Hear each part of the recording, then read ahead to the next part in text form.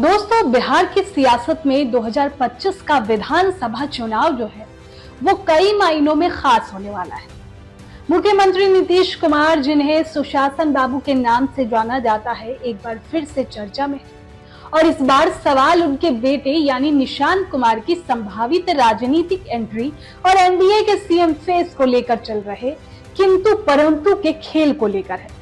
देखिए, नीतीश जो पिछले 20 सालों से बिहार की सत्ता पर काबिज है, क्या अपने इकलौते बेटे यानी निशांत को अपना आखिरी सियासी हथियार बनाएंगे?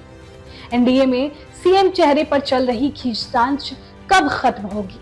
नीतीश कुमार के बेटे निशांत कुमार 48 साल के हो चुके हैं। हाल के महीनों में निशांत अपनी मौजूदगी से बिहार की सियासत में हलचल मचा दी है। जनवरी 2025 में बख्तियारपुर में निशांत ने पहली बार सार्वजनिक मंच से नीतीश और उनकी पार्टी जेडीयू को वोट देने की अपील की थी। उन्होंने कहा था कि पिताजी ने बिहार के लिए अच्छा काम किया है, हो सके तो आप सब लोग उन्हें वोट जरूर दीजिए। ये बयान निशांत का पहला राजनीतिक बयान था जिससे उनकी सियासी महत्वाकांक्षा की ओर इशारा किया। इसके बाद से जेडीयू नेता परमहंस कुमार ने जून 2024 में कहा कि निशांत को राजनीति में आना चाहिए, वो ईमानदार और दूरदर्शी नेता साबित हो सकते हैं। जेडीयू कार्यकर्ताओं की ये मांग भी रही है कि निशांत को पार्टी में लाया जाए। हालांकि नीतीश कुमार वंशावली राजनीति के कटु आलोचक रहे हैं। उन्होंने लालू यादव और रामविलास पासवान की पार्टियों पर परिवारवाद को बढ़ावा देने का आरोप लगाया था। अब ऐसे में निशांत को लाना उनके सिद्धांतों के खिलाफ माना जा रहा है। फिर भी फरवरी 2025 में पटना में जेडीयू ऑफिस के बाहर लगे पोस्टरों में लिखा था, बिहार करे पुकार, आइए निशांत कुमार, जिससे अटकलों को और हवा दे दी। अब निशांत ने हालांकि जुलाई 2024 में कहा था कि वे आध्यात्मिक रास्ते पर है और राजनीति में नहीं आएंगे, लेकिन ताजा बयानों से वे नीतीश को सीएम फेस घोषित करने की मांग कर रहे हैं, जिससे उनकी सियासी सक्रियता साफ झलकती है।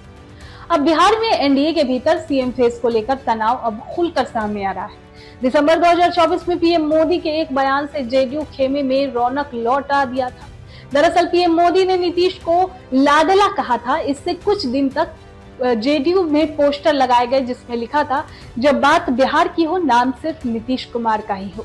बीजेपी नेताओं ने बार बार कहा कि नीतीश ही सीएम फेस होंगे, लेकिन संसदीय बोर्ड की मौजूदगी की शर्त जोड़ने से जेडीयू नाराज है। अब सवाल ये उठता है कि नीतीश का आखिरी दाव क्या होगा? देखिए, अप्रैल 2025 में बीजेपी नेता अश्विनी चौबे ने नीतीश को उप प्रधानमंत्री बनाने की बात कह दी, जिसे जेडीयू ने खारिज करते हुए अमित शाह के पुराने बयान का हवाला दिया। नीतीश ने सीतामढ़ी में दिसंबर 2024 में कहा कि 2 बार गलती हो गई, अब इधर उधर नहीं जाएंगे। अब ये बयान उनके एनडीए में बने रहने की प्रतिबद्धता दिखाता है, लेकिन बीजेपी के डेप्यूटी सीएम सम्राट चौधरी को नीतीश के समानांतर खड़ा करने की अटकलें भी है। चिराग पासवान ने भी नीतीश को समर्थन दिया है। 74 साल की उम्र में नीतीश की सेहत को लेकर भी सवाल उठ रहे हैं और विपक्ष उनकी मेडिकल बुलेटिन की मांग भी कर चुका है। ऐसे में निशांत की एंट्री को नीतीश की विरासत को आगे बढ़ाने की रणनीति माना जा रहा है।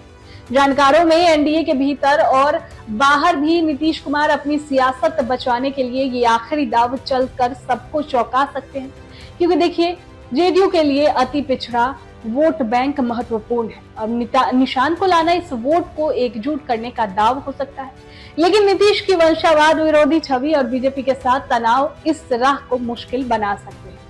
खैर, इस पर आपकी क्या राय है? कमेंट बॉक्स में हमें जरूर बताएं।